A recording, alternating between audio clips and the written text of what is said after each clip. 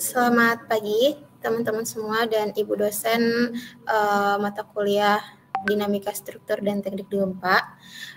Perkenalkan, kami dari kelompok 10. Hari ini izinkan kami untuk mempresentasikan tugas analisa struktur gempa. Sebelum membahas materi kelompok kami, izinkan saya untuk memperkenalkan anggota dari kelompok 10. Yang pertama ada saya sendiri, yaitu Sinta Maulidia dengan NIM akhir 029. Lalu yang kedua ada Cindy Betseda Traders dengan NIM akhir 034. Lalu ada Niluh Komang Triwulan Wahyu Bisana dengan NIM terakhir 037. Lalu anggota kelompok terakhir kami yaitu Luh Ayu Dwi Cendani dengan NIM akhirnya 042. Next. Selanjutnya, dalam tugas ini, kami akan membahas 4 pokok pembahasan. Yang pertama yaitu ada contoh mengenai analisa ragam respon spektrum struktur 2 dimensi. Lalu yang kedua, ada data perencanaan, di mana ada tabel respon spektrum, data perencanaan, data perhitungan, data masukan atau input untuk SAP 2000. Yang ketiga ada analisis struktur, di mana ada momen akibat kombinasi, geser akibat kombinasi, gaya aksial akibat kombinasi, ragam getar atau mode shape, dan periode getar struktur atau T. Lalu yang terakhir, pembahasan terakhir yaitu hasil perhitungan manual. Pembahasan pertama yaitu contoh mengenai analisa ragam respon spektrum struktur 2 dimensi. Di sini sudah ditampilkan pada PPT gambar suatu bangunan gedung dengan 4 lantai 3 tingkat dari beton bertulang dengan konfigurasi struktur seperti pada gambar yang sudah tertera dengan dimodelkan sebagai frame 2 dimensi. Di mana bangunan ini direncanakan akan dibangun di Kota Malang, yaitu Jawa Timur. Lalu selanjutnya pembahasan mengenai data perencanaan, di mana ada tabel respon spektrum, data perencanaan, data perhitungan, serta data masukan atau input untuk SAP 2000. Di sini sudah ditampilkan tabel respon spektrum gempa untuk wilayah Malang, Jawa Timur, di mana ada T yang merupakan periode getaran dengan satuan detik, lalu ada SAG yaitu merupakan percepatan respon spektra, di mana keterangan di sini di masing-masing warna itu merupakan keterangan yang berbeda-beda. Lalu ini juga ada next. Selanjutnya data perencanaan, di mana sesuai dengan analisa respon spektrum gempa pada situs poskim.pu.go.id, di mana tinjauan SNI gempa tahun 2019 dan contoh 3 pada aplikasi SNI gempa 1726 tahun 2019 didapatkan data sebagai berikut. Yang pertama, lokasi bangunan termasuk kelas situs SB atau batuan dengan nilai N/A. Kedua, bangunan digunakan sebagai gedung perkantoran dengan kategori resiko 2 dengan faktor keutamaan gempa atau IE-nya yaitu 1. Lalu berdasarkan parameter respon percepatan pada periode pendek atau SDS dan periode 1 detik atau SD1. Bangunan gedung termasuk dalam kriteria desain seismik atau KDS A. Lalu yang terakhir, sistem penahan gaya gempa yang diizinkan adalah sistem rangka pemikul momen khusus atau SRPMK dengan koefisien modifikasi respon sebesar 8. Untuk kombinasi pembebanan yang ditinjau pada struktur ini yaitu yang pertama ada U sama dengan 1,2 D ditambah 1,6 kali L. Lalu yang kedua ada U sama dengan 1,2 D ditambah 0,5 L plus E, di mana untuk D sendiri merupakan beban mati, L untuk beban hidup, E gempa, IE yaitu faktor keutamaan dengan nilai 1, lalu R merupakan koefisien modifikasi respon dengan nilai 8. Lalu untuk data perhitungan di sini yaitu konfigurasi struktur kolom tepi tingkat 1 dengan ukuran 40 kali 40, lalu kolom tengah tingkat dengan diameter 40 cm, lalu ukuran semua balok dengan ukuran 50 kali 30 cm, ukuran plat 12 cm, jarak antar portal struktur 6 meter, mutu betonnya atau F aksen C yaitu 25 MPa atau K300. Lalu nilai modulus elastisnya yaitu 235.000 kg per cm persegi. Untuk pembebanan struktur, di mana beban mati atau deadlock terdiri dari penutup lantai dan penggantung sebesar 100 kg per meter, lalu ada beban dinding sama dengan 100 kg per meter, lalu untuk ketiga beban di atas akan dianalisa ke dalam persamaan dengan rumus KID yang didapat hasil akhirnya sebesar 17,52 kg per cm atau dalam satuan meternya 1.752 kg per meter. Untuk pembebanan struktur, yaitu ada beban hidup atau life load, di mana diperhitungkan sebesar Q sama dengan 250 kg per meter persegi, dan perhitungan beban gempa digunakan koefisien reduksi sebesar 0,25, sehingga beban hidup merata pada balok akibat beban hunian adalah QL sama dengan 1.000 kg per meter atau 10 kg per centimeter.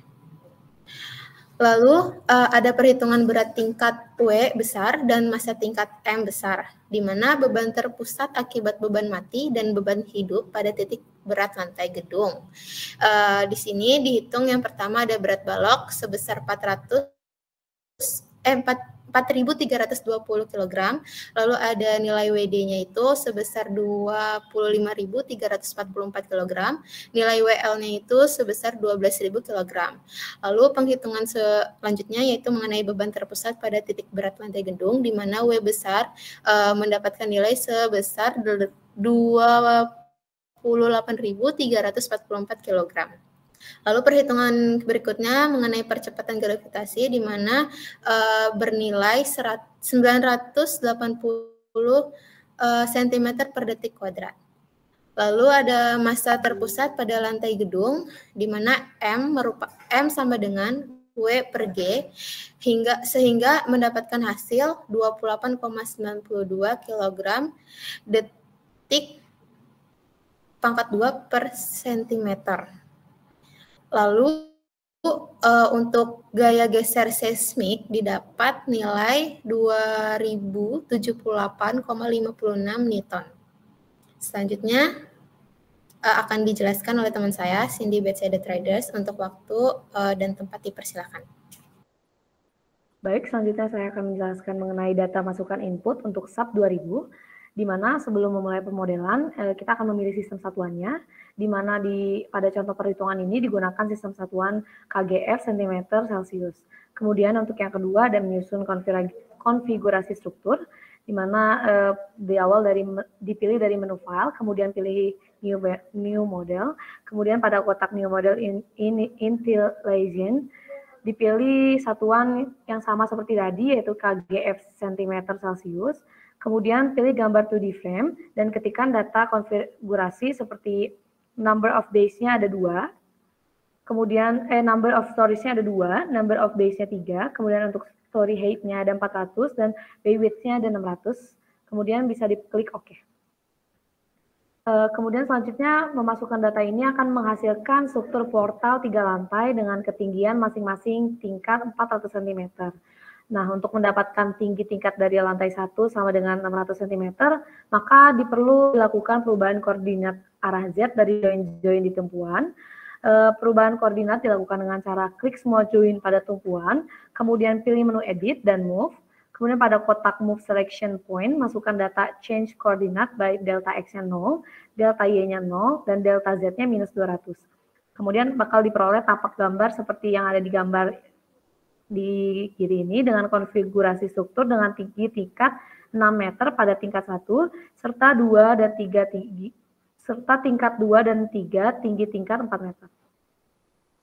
Kemudian yang ketiga ada mendefinisikan karakteristik material, di mana dibuka dari menu define, kemudian material, dan pada kotak define material pilih concrete, kemudian klik modify atau show material pada kotak material property data, kemudian diisikan data materialnya, di mana type of materialnya isotopic, kemudian mass per unit volume-nya 0, weight per unit volume-nya 0,024, kemudian modulus of elasticity-nya 23.500, dan Poisson ratio-nya 0,2.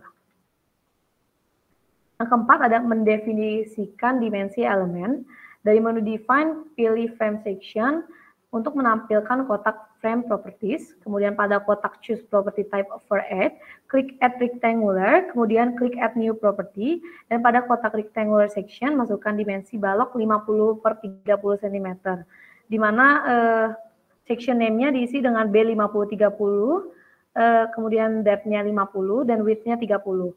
Kemudian pilih material konkret dan klik OK. Dan untuk mendefinisikan kolom persegi 40 per 40 cm, di section name-nya diubah K40 kali 40, kemudian depth-nya 40, width-nya 40, material konkret, kemudian klik OK. Kelima ada penempatan elemen pada sistem struktur.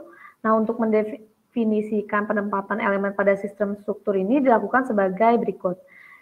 Klik balok-balok dari struktur, kemudian pilih menu assign, kemudian frame atau cable dan frame section, kemudian pada kotak frame properties, pilih B50 kali 30, kemudian klik OK.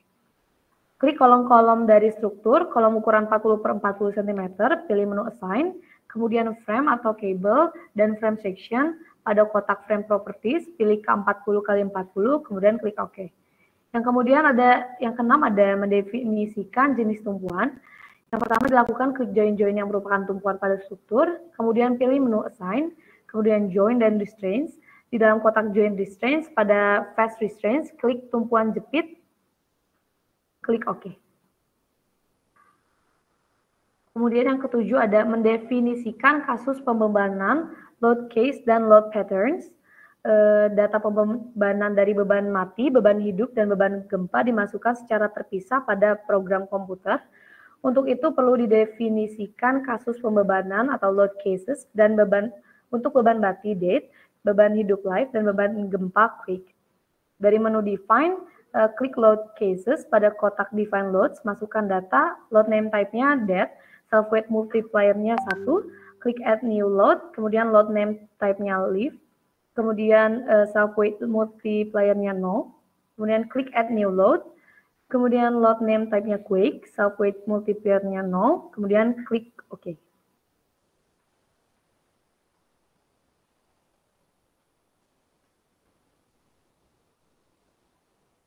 Selanjutnya ada yang ke-8, mendefinisikan respons spektrum gempa. Untuk analisis beban gempa terlebih dahulu disusun fungsi dari respons spektrum yang akan digunakan dengan menu define, kemudian function dan respons spektrum. Pada define respons spektrum function di kotak choose function type to add, pilih user dan klik add new function. Kemudian pada kotak respons spektrum function definition masukkan data di mana function name-nya Malang Batuan, kemudian function damping ratio-nya 0,05.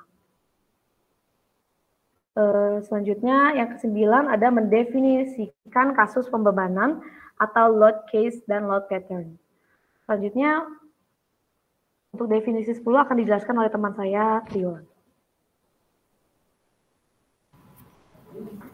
Baik, berikutnya yang ke-10 yaitu mendefinisikan kombinasi pembebanan atau load combination.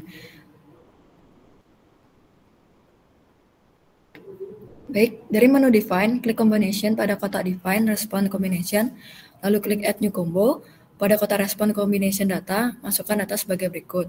Untuk responnya, masukkan 1,2 D plus 1,6 L, lalu untuk type-nya linear add, lalu case name-nya dead, case type-nya linear static, untuk skala faktornya 1,2, lalu klik add, lalu untuk namanya live, lalu untuk tipenya linear static, skala faktornya 1,6. Lalu klik add, kemudian klik OK. Lalu yang ke-11 ada mendefinisikan kombinasi pembebanan atau load combination. Untuk respon combination name-nya yaitu menggunakan 1,2D plus 0,5 L plus EX. Untuk tipenya linear add. Lalu untuk case name-nya dead, dan case name kedua, lalu live untuk case type-nya linear static. Lalu untuk yang case type-nya live linear static juga. Lalu untuk scale factor dari date 1,2, untuk live-nya 0,5. Lalu setelah klik add, lalu klik OK. Lalu untuk tipenya linear static dan skala faktornya 1. Lalu klik add dan klik OK. Next. Yang ke-12 yaitu mendefinisikan beban mati tambahan dan beban hidup pada struktur. Beban mati tambahan pada elemen. Klik balok-balok pada lantai 1 yang akan dibebani mati, yaitu sama dengan 27,28 kg per cm. Lalu pilih menu assign, klik frame atau cable loads, lalu klik distributed. Nah, pada frame distributed loads, masukkan data beban, yaitu untuk load case name-nya date, untuk unitnya kilogram per cm, lalu untuk load type-nya dan direction-nya forces, lalu untuk courses-nya global, untuk direction-nya Z, lalu untuk option-nya at existing load. Pada uniform load, masukkan beban, yaitu load-nya min 27,28, lalu klik OK. Lalu yang kedua ada beban hidup pada elemen. Klik balok-balok pada lantai 1 yang akan dibebani beban hidup.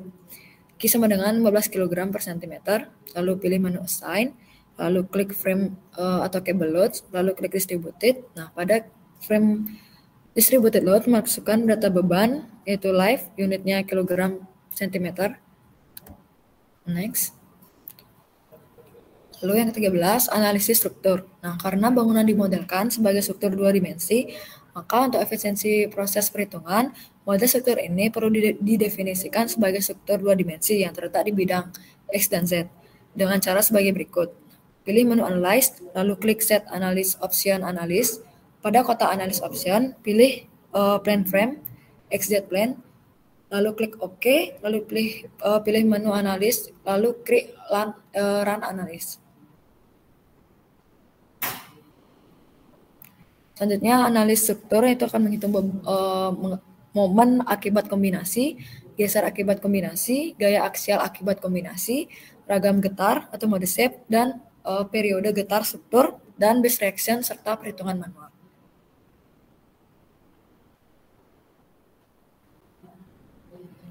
Baik, berikut merupakan gambar hasil dari momen akibat kombinasi. Yang sebelah kiri merupakan pembebanan 1,2D plus 1,6 L. Lalu yang sebelah kanan menggunakan pembebanan 1,2D plus 0,5 L plus EX. Next. Berikut geser akibat kombinasi. Next. Nah, berikut merupakan hasil dari gaya aksial akibat kombinasi. Next. Baik, selanjutnya akan dijelaskan oleh teman saya, yaitu Ayu Dwi Cendani. Terima kasih. Baik, untuk selanjutnya adalah mengenai ragam getar atau mode shape dan periode getar struktur. Untuk yang di sebelah kiri adalah ragam getar 1, di mana T itu sama dengan 0,88831 dan F-nya adalah 1,2574 detik. Kemudian yang kedua adalah ragam getar 2, yaitu dengan T-nya sama dengan 0,2501 dan F-nya sama dengan 3,99848 detik. Kemudian untuk ragam getar 3 yang di sebelah kanan, dengan T-nya adalah 0,07663 dan F-nya adalah 13,0489 detik. Next. Selanjutnya adalah deformasi akibat pembebanan.